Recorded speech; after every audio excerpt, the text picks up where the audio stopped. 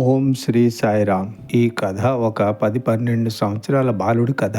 ఈ బాలుడు ప్రతి సంవత్సరం సమ్మర్ వెకేషన్లో వాళ్ళ అమ్మమ్మ గారింటికి అమ్మతో కలిసి వెళ్ళేవాడు. తండ్రి కిరాణా వ్యాపారి. ఒక సంవత్సరం కిరాణా వ్యాపారంలో నష్టం వచ్చి తల్లి బాలుడితో ఈ విధంగా చెప్తుంది: ఈ సంవత్సరం మన బిజినెస్లో లాస్ అవ్వడం వల్ల మనము ఈ సంవత్సరం అమ్మమ్మ గారింటికి వెళ్ళడం లేదు. కానీ బాలుడు ఒప్పుకోడు. నేను ఎలాగైనా వెళ్ళాలి అని అంటాడు. అప్పుడు తల్లి బాలుడితో, అయితే సరే, నేను నాన్నగారికి సహాయంగా ఉండిపోతాను, నువ్వు ఒక్కడవే వెళ్ళిరా అని చెప్తుంది. మర్నాడే టికెట్ కొనేసి బాలుడిని ట్రైన్ ఎక్కించడానికి స్టేషన్కి వెళ్తుంది.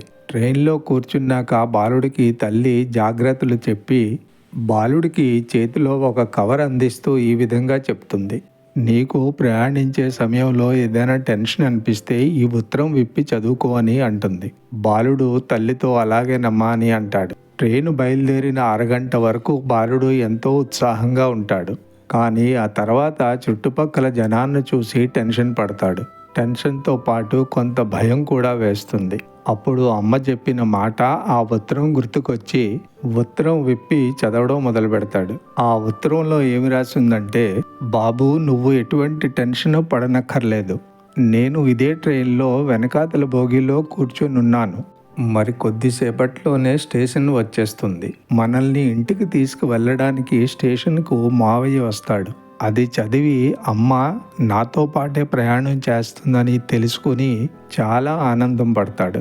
ఈ చిన్న కథ కేవలం ఒక బాలుడి యొక్క కథ కాదు, ఇది మన అందరి కథ. మనము కూడా మన జీవన ప్రయాణంలో ఎన్నో ఆటంకులు చికాకులు వచ్చేటప్పుడు భయంతో టెన్షన్ పడిపోతుంటాం. భగవంతుడు మన చేతికి కూడా ఒక ఉత్తరము వ్రాసి ఇచ్చాడు అనే మాట మర్చిపోతాము. ఆ ఉత్తరములో భగవంతుడు ఏం రాశాడంటే: నీ జీవన ప్రయాణంలో నీతో పాటే ఎల్లప్పుడూ నేను ఉన్నాను.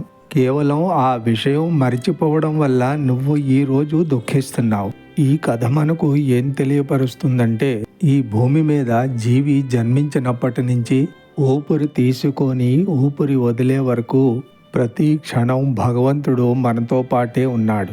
అదేవిధంగా భగవంతుడు మన జీవన ప్రయాణం ముగిసే వరకు మనతో పాటే ఉంటాడు.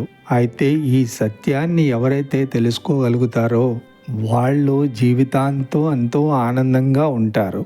మనం చేసే ప్రతి కర్మకు ఆయన సాక్షి. అది తెలుసుకోలేకపోవడం వల్లే మానవుడు ఈరోజు జీవితాంతం దుఃఖంలో మునిగి ఎన్నో బాధలకు గురి అయి ఎంతో నిరాశతో జీవితం గడుపుతున్నాడు. పిచ్చివాడా, జన్మించినప్పుడు ఎవరు నీ వెంట వచ్చారు? మరణించిన తర్వాత ఎవరు నీ వెంట వస్తారు? నీ వెంట వచ్చేటువంటి వారు లేరు, నీ వెంట పోయేటువంటి వారు లేరు. కేవలం నీకు నీవే వస్తున్నావు, నీకు నీవే వెళుతున్నావు. అంతా దుఃఖము దుఃఖమని నీవు భావిస్తున్నావు. ఈ దుఃఖము దుఃఖం కాదు.